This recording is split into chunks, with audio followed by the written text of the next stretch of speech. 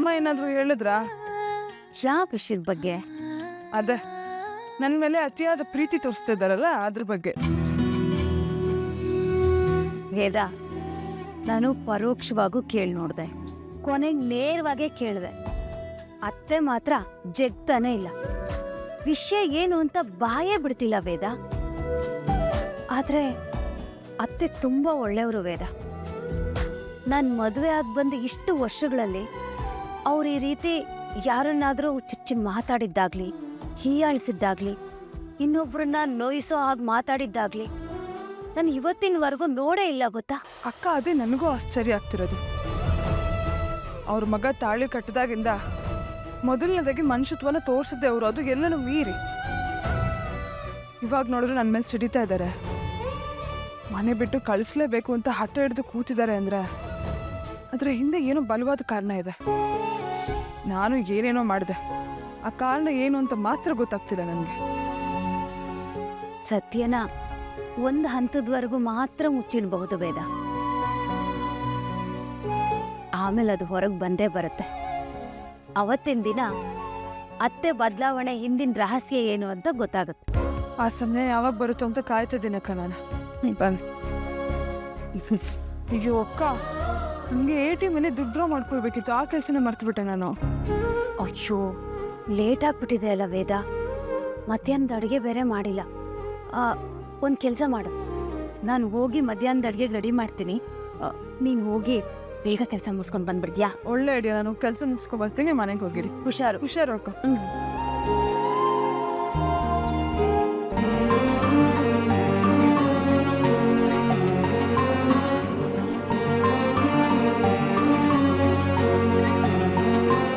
Mister? ಓ ಮಲ್ಲೇಶಪ್ಪ ಅವ್ರು. Mister ನಮಸ್ಕಾರ. ಬನ್ನಿ ಕೂತ್ಕೊಳ್ಳಿ. ಇಲ್ಲ ಪರವಾಗಿಲ್ಲ ಮೇಸ್ಟ್, ತಗೊಳ್ಳಿ ಮಿಸ್ಟರ್. ಏನಿದು? ಅದೇ ಜಲ್ಲಿ ಮತ್ತು ಸಿಮೆಂಟು ಕಲ್ಲು ಎಲ್ಲ ತರಿಸಿದ್ವಲ್ಲ, ಅದರದ್ದು ಬಿಲ್ಲು. ಹಾಂ.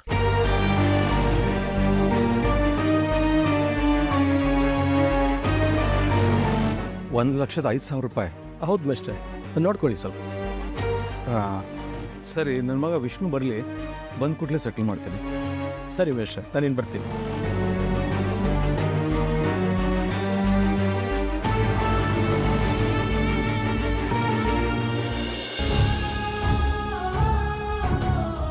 ಕಾಸಿಗೋಸ್ಕರ ಏನ್ ಬೇಕಾದ್ರೂ ಮಾಡೋ ಫ್ಯಾಮಿಲಿ ರೀ ಇವ್ರದ್ದು.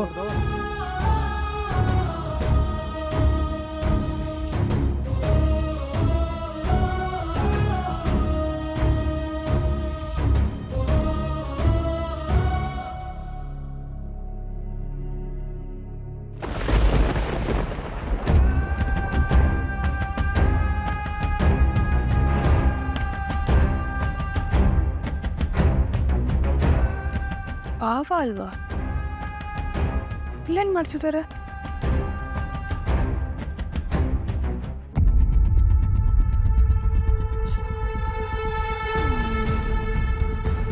ಬಾಬಾ?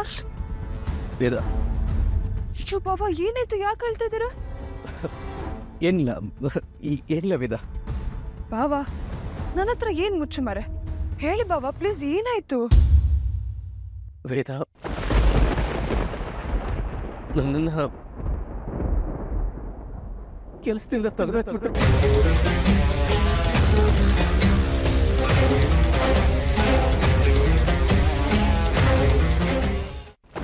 ಬಾಬಾ, ನನ್ನ ಹತ್ರ ಏನು ಮುಚ್ಚು ಮರೆ, ಹೇಳಿ ಬಾಬಾ ಪ್ಲೀಸ್, ಏನಾಯ್ತು?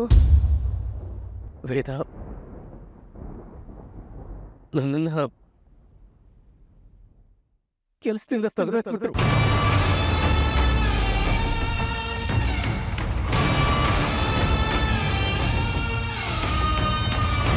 ಯಾಕೆ ಬಾಬಾ, ಅಂಥದ್ದೇನು ನಡೀತು? 2 ತಿಂಗಳ ಹಿಂದೆ ನಾನು ಹಣ ಕಟ್ಟಕ್ಕಂತ ಬ್ಯಾಂಕಿಗೆ ಹೋದಾಗ ಯಾಕ್ರಿ, ಏನಾಯ್ತ್ರಿ? ಯಾಕೇನಾಯ್ತು? ಮೇಡಮ್,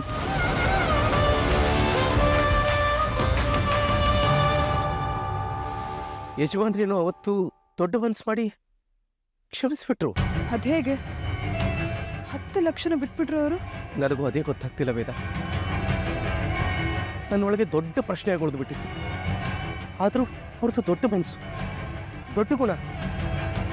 ಅವರು ನನ್ನನ್ನು ನೋಡಿರಲಿಲ್ಲ, ನಾನು ಅವ್ರನ್ನ ನೋಡಿರಲಿಲ್ಲ. ಆದರೆ ಇವತ್ತು ಪರಸ್ಪರ ಭೇಟಿ ಆಯಿತು. ಆ ಯಜಮಾನರು ಬೇರೆ ಯಾರೂ ಅಲ್ಲ ವೇದ, ನಿಮ್ಮ ಅಣ್ಣ ಲೋಕಿ ಅವರು.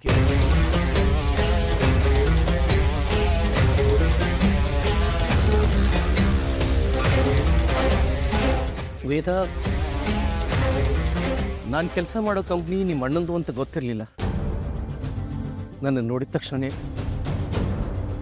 ಅವ್ರು ನನಗೆ ಬಾಯಿ ಬಂದಾಗ ಬೈದರು, ಅವಮಾನ ಮಾಡಿದರು, ಕೊನೆಗೆ ಕಳ್ತನದ ಪಟ್ಟ ಹೊರಿಸಿದ್ರು. ಇನ್ನು 2 ತಿಂಗಳಲ್ಲಿ 10 ಲಕ್ಷ ಸೆಟ್ಲ್ ಮಾಡಲಿಲ್ಲ ಅಂದರೆ ನನ್ನನ್ನು ಜೈಲಿಗೆ ಹಾಕ್ತೀನಿ ಅಂತ ಬೆದರಿಕೆ ಹಾಕಿದ್ರು. ಅದು ನನ್ನ ಆಫೀಸ್ ಸ್ಟಾಫ್ಸ್ ಮುಂದೆ ನನ್ನನ್ನು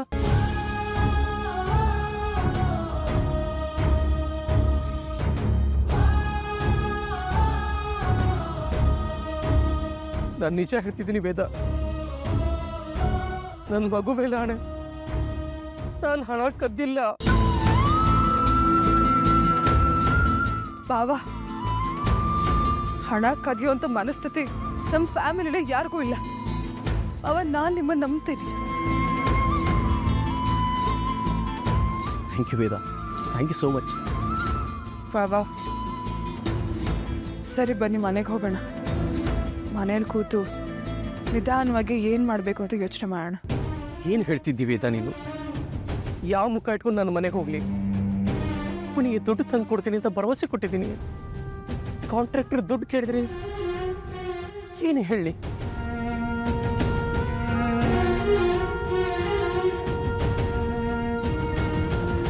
ಬಾಬಾ, ನಾನೊಂದು ಕೆಲಸ ಹೇಳ್ತೀನಿ, ನೀವು ತಪ್ಪು ತಿಳ್ಕೊಳ್ದೆ ಅದನ್ನು ಪಾಲಿಸ್ಬೇಕು. ಹೇಳು. ನಾನು ನಿಮ್ಮ ಅಕೌಂಟಿಗೆ 5 ಲಕ್ಷ ಟ್ರಾನ್ಸ್ಫರ್ ಮಾಡ್ತೀನಿ. ನಿಮಗೆ ಕೆಲಸ ಹೋಗಿದ್ದಾಗಲಿ ಅಥವಾ ನಮ್ಮ ಅಣ್ಣ ನಿಮಗೆ ಅವಮಾನ ಮಾಡಿದ್ದಾಗಲಿ ಅದನ್ನು ಯಾವುದೂ ಮನೇಲಿ ಯಾರಿಗೂ ಹೇಳಬೇಡಿ ಬಾಬಾ. ನಾವು ಮನೆಗೆ ಹೋಗಿ ನಿಧಾನವಾಗಿ ಕೂತು ಯೋಚನೆ ಮಾಡೋಣ ಇದನ್ನೆಲ್ಲ ಹೇಗೆ ಸಾಲ್ವ್ ಮಾಡೋದು ಅಂತ. ಅಲ್ಲ ವೇದ, ನಿನ್ನ ಹಣ ತಗೊಂಡು ನಾನು ಬಾಬಾ, ಆಫೀಸ್ನವರು ಫಸ್ಟ್ ಇನ್ಸ್ಟಾಲ್ಮೆಂಟಲ್ಲಿ 5 ಲಕ್ಷ ಕೊಟ್ಟರು, ಇನ್ನು ಉಳಿದದನ್ನು 2 ಇನ್ಸ್ಟಾಲ್ಮೆಂಟಲ್ಲಿ ಕೊಡ್ತಾರಂತೆ ಅಂತ ಹೇಳಿ. ಪಾಪ ಬಾಬಾ. ಮತ್ತೆ ಮಾವ ಮನೆ ಬಗ್ಗೆ ತುಂಬ ಉತ್ಸಾಹದಲ್ಲಿದ್ದಾರೆ. ಇದ್ರ ಬಗ್ಗೆ ಗೊತ್ತಾಗಿ ನಾವು ಅವರಿಗೆ ನೋವು ಕೊಡೋದು ಬೇಡ. ಸರಿ, ನೀನು ಹೇಳ್ದಾಗೆ ಮಾಡ್ತೀನಿ. ಸರಿ ಬಾಬಾ, ನೀವು ಮನೆಗೆ ಹೋಗಿರಿ. ಇನ್ನು 10 ನಿಮಿಷದಲ್ಲಿ ನಿಮ್ಮ ಅಕೌಂಟಿಗೆ 5 ಲಕ್ಷ ಬರುತ್ತೆ. ಅದನ್ನು ಡ್ರಾ ಮಾಡ್ಕೊಂಡು ನೀವು ಮಾವನಿಗೆ ಕೊಟ್ಬಿಡಿ. ಬಾಬಾ, ನೀವು ಈ ಥರ ಡಲ್ಲಾಗಿ ಹೋಗಬೇಡಿ ಬಾಬಾ, ಸುಮ್ಮನೆ ಡೌಟ್ ಬರುತ್ತೆ.